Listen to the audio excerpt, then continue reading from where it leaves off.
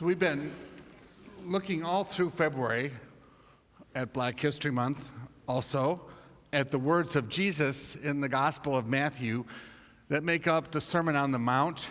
It's the longest single collection of Jesus' teaching that exists intact. And though it was put together by editors probably, still it's a fascinating insight into the religion of Jesus, not the religion about Jesus. If you want to read the religion about Jesus, that's what the epistles are about. That's what Paul does. Sometimes he's more interested in worshiping Jesus than engaging what Jesus said and did. But if you want the real thing, if you want to make up your own mind about what it means to be a Christian, you can find it in these chapters in Matthew's Gospel, for example. You may not agree with all of it. Some of it's easier to hear than others. I think all of it challenges us spiritually and are relevant. All the teachings in it are relevant for us at Cathedral of Hope right now as we think about our present and about our future. Now, sometimes it's harder to hear than others. Last week, when we read a passage from this speech, this sermon from Jesus, people laughed nervously, I think, because it dealt with some complex issues, hit us right where we live, and sometimes used language that's hard for us to understand unless we really dig into it. This week, not quite so tough. If last week was rough Jesus, this is medium Jesus, middle of the road Jesus, liberal Protestant Jesus, maybe you might want to say. But there's some tough stuff in it, and I want us to look at it because I think it speaks to us. Now, usually, a good teacher motivates not through presenting something that's impossible, but something which is achievable, right? Religion is not a setup for us to feel like we've failed consistently at it. When I'm a teacher, and when I've done that at times in my life, if my students fail the tests, I know it's because I constructed it wrong or I instructed poorly during my time of teaching. If everybody fails all the time, it's the fault of the teacher, not the student. I really believe that. And Jesus, I think, sets a very high bar here by using the word perfect. Be ye perfect, even as your God, your mother and father, is perfect. Be perfect. I don't know about you, but starting out by being told to be perfect isn't entirely motivating. I don't know that I can be perfect all the time. I don't even know that I learn by starting out perfectly. I grow into perfection through trial and error. And I think that when we hear the words come out of Jesus' mouth, be perfect, even as God is perfect, it's tempting to say, well, nobody's perfect. Nobody is perfect all the time. And I think that Jesus understood that. When Jesus uses the word perfect, he's drawing attention to a process, not a product, which is what faith is. It's a process, not a product. Perfect can be off-putting if it's presented as a standard we can't attain to. But if presented to us as something into which we can grow, or a way for us to develop an evolution, something is perfect when it's complete, when it's finished, not when there's no error involved.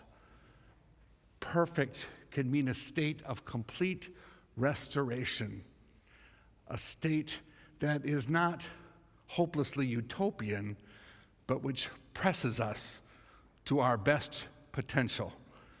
It's a process word, not a product word. So when you hear Jesus say, be perfect, even as God is perfect, I want us to rethink that a little bit. And I think that the way to understand the previous 10 verses that this is a summary of is to look at it as a process invitation. Jesus says, grow into the best you can be. Evolve together. To borrow the language of another program, progress, not perfection.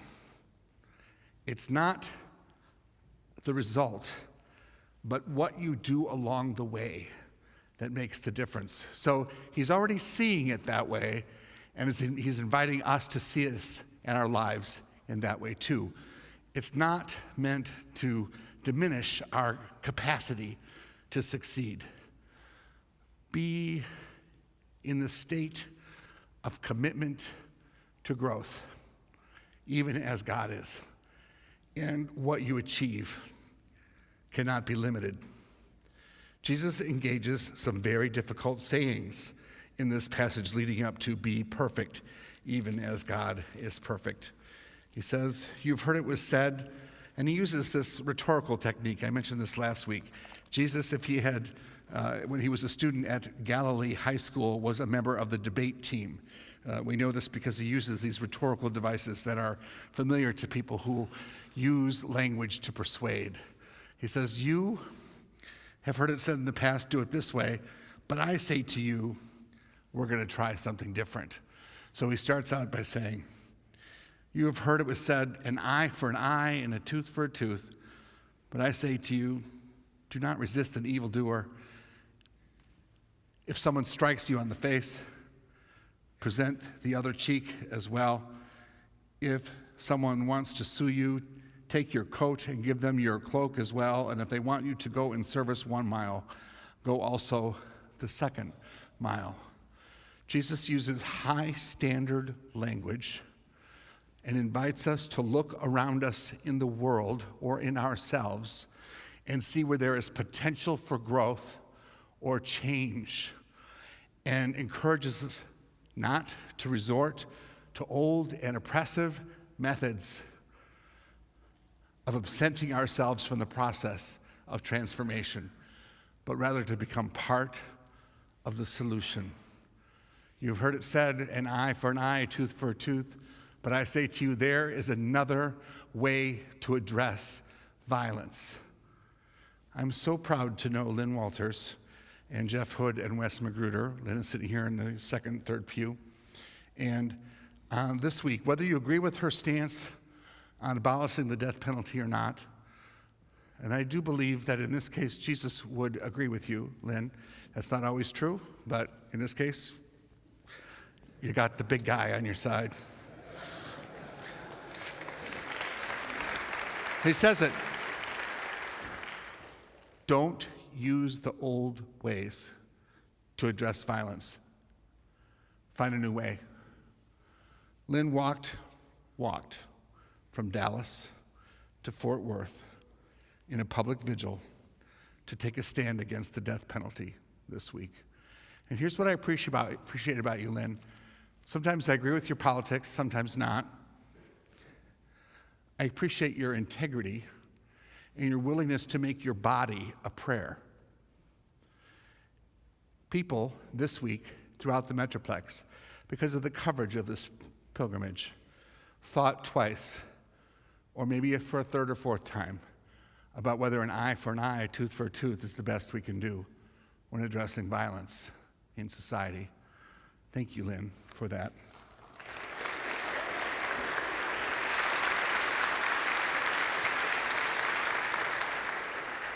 Jesus says, look around you for imperfections or incompleteness or opportunities for reconciliation or ways where you can become part of the bridge and not part of the chasm.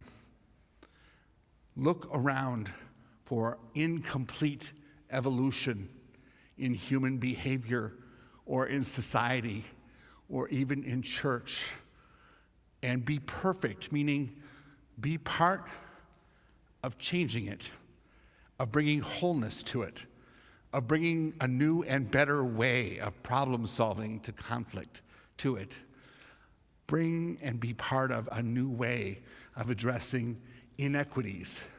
Imperfection, the way Jesus saw it, are opportunities for us to bring society into the full congruence of God's vision for us as people who are created in the image and likeness of God. If you want to get into the Jesus mindset about what it means to be perfect even as God is perfect, be whole even as God is whole, be integrated even as God is integrated, Think about ways that you can reduce the gap between what you say and what you do. So how is God perfect? In the book of Genesis, God says, "Let there be light," and there is light. One word, one action, no gap. Wholeness, perfection, completion. How is it that we can make our actions correspond to our words without a gap? Looking around, I see that there are many things that are incompletions, imperfections. I don't know if you saw the same things that I saw this week. What is going on in the minds of the people of the state legislature in Arizona? Okay, I just have to say it. They're saying, on the basis of religious belief, it is okay to discriminate in the provision of the very things that our civil rights laws are meant to protect: accommodation, provision of services, meals.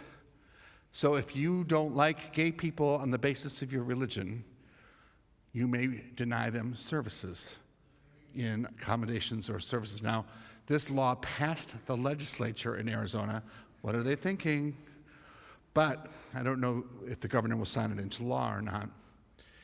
We all know it's not about law.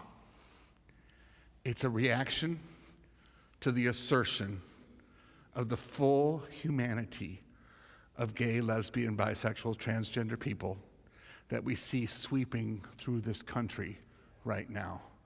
And it's a reaction to that. It's more the old way than the new way, I have to say. When Jesus says, "Be ye perfect," Jesus could be speaking to anyone who wants to perpetuate a gap and not bring people together who are estranged. I think that Arizona right now is imperfect by Jesus' standards.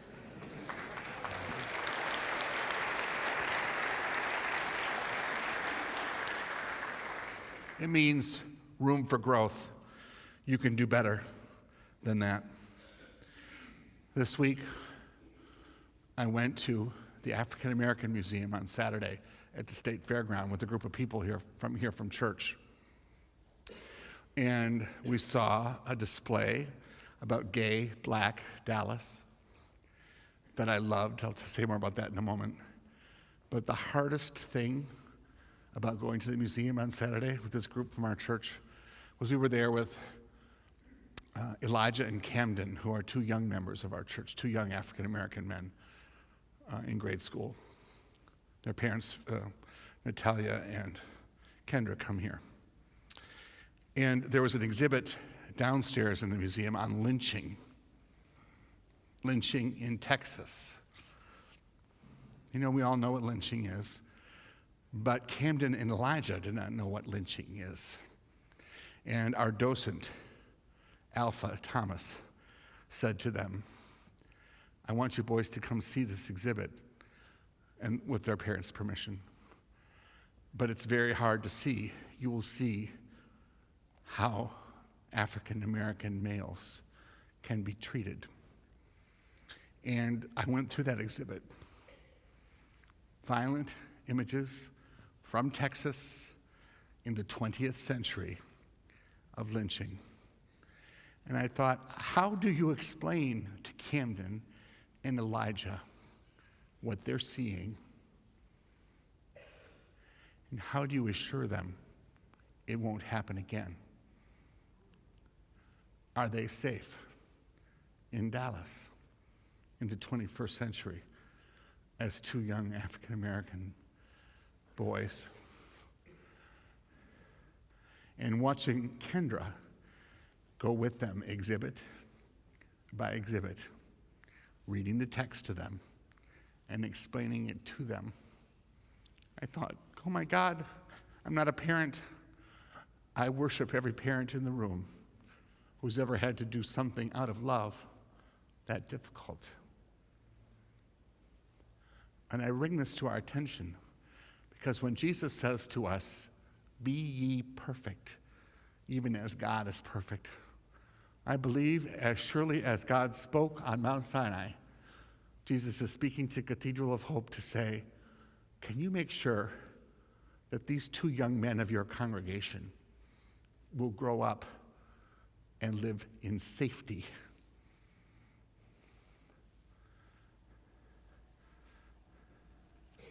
This week at the University of Mississippi, students, white students, put a noose around the neck of a statue of James Meredith, the first African-American student to integrate the University of Mississippi 50 years ago. And they put a Confederate flag there as well. I'm not trying to point fingers at Mississippi. I'm asking us to pay attention to life here where we are, and to be conscious of an imperfection, a lack of wholeness in our society that I believe our spirituality is calling us to address. Cathedral of Hope, it's not enough, and it's a great accomplishment to be the biggest gay church in the world. But it's not enough if we're not the biggest gay affirming, gay and straight together, anti-racist church in the world too. And we cannot fix what's out there until we address what's in here. And I know some people are tired of hearing about racism, and I try respectfully to say to you in this moment, every time I bring it up, I pray about it, and I really believe it's one of the reasons I'm here this year. I didn't expect it. You know, when you take a job, you go somewhere, you say yes, you think, oh my God, what have I done? Maybe you don't do this, I do this. I did not come here with that, nor do I come here with any sense of superiority to it. Everything I challenge in the world around me, if I'm honest, I can find within me, or something like it. Something. Some imperfection that when I hear Jesus say, be perfect, I don't hear his discouragement, but I hear his invitation to do better, to evolve, to grow into something that I haven't achieved before. So, Black History Month, this is the last Sunday of it. Black History Month is not the only time in the life of Cathedral of Hope that we look at the African American experience, because the African American experience is part of who Cathedral of Hope is. And we value being a diverse group racially. You know what I saw at the museum? Also, I have to say this one other thing. On Cedar Springs, in the 1980s and 1990s, to go into a gay bar meant two different things if you were black or white. Some of you know what I'm talking about. There were people there who talked to us at the museum yesterday about how, in living memory, these are people who attend our church, said that their white friends did not need to present 3 pieces of identification in order to enter a gay bar on Cedar Springs as late as the 1990s. But that was the reality until that recently here. And we can't believe it's just gone away and died out, even if it's gone underground. So, one last example for Black History Month. I thought, what can I bring? Because I know I bring a lot of examples from other times in history, which speak to me, but maybe not speak to you. But you know who I think is the best exemplar of faith, politics, spirituality? Someone local, Barbara Jordan, who lived for 60 years, 1936 to 1996. Most people who live around here have heard of her, but they didn't know that she was also a lesbian too. And I wish she were here today so I could say, Barbara Jordan, we are so proud of what you stood for and stand for. Plus, we love that you had a partner for 30 years named Nancy Earl. Look at this little tribute to Barbara Jordan. The first thing you have to do is to decide to do it. to do what you want to do, and then overcome all of those so-called handicaps which people are supposed to have, and make it an obsession with you, the obsession of achievement, if I can call it that. What made Barbara special was her sense of dignity of each human being. And I think it came out of the fact that she had overcome so many barriers. She overcame the racial barrier, she overcame the gender barrier, she overcame the physical handicap barrier, and yet that didn't affect the way she looked at people. And I think that's the way she looked at society. Barbara Jordan was also a pioneer. In 1966, she became the first African-American elected to the Texas Senate in almost a century. 6 years later, she left Texas for Washington, D.C. as the first Southern African-American Congresswoman in U.S. history. In 1979, she returned to Texas, working as a professor at the LBJ School of Public Affairs, the same school that sponsored the 16th annual Barbara Jordan Forum last February. She was black, she was a woman, she also had a female partner. She stood up for people when it was necessary, and I think it's always important to honor people who do what they believe is right, because I don't know if a lot of people do that anymore. Barbara Jordan was a great teacher. She was a great mentor. It's her seed that she is passing down, and that's a phenomenal part to be a part of.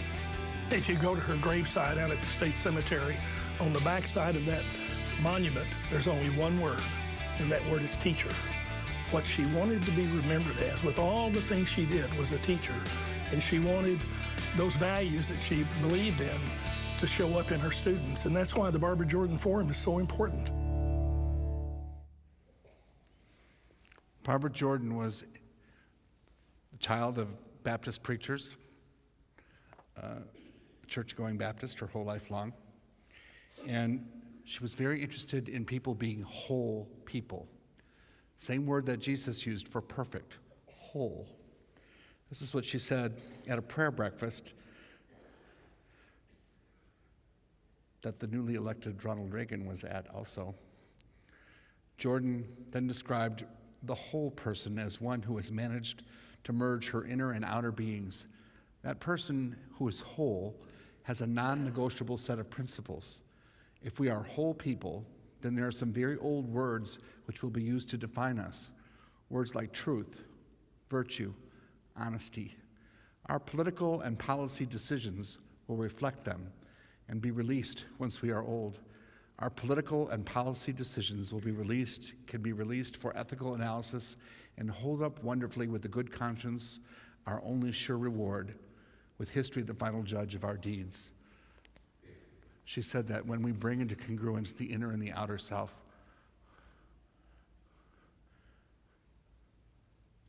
when we are totally one person, whole, then we are perfect. And this is what Jesus was inviting us to too. So church, I invite you to hear these words as invitation to wholeness for ourselves in our individual walks and for the life of our church together. Be perfect, even as God is perfect. Amen.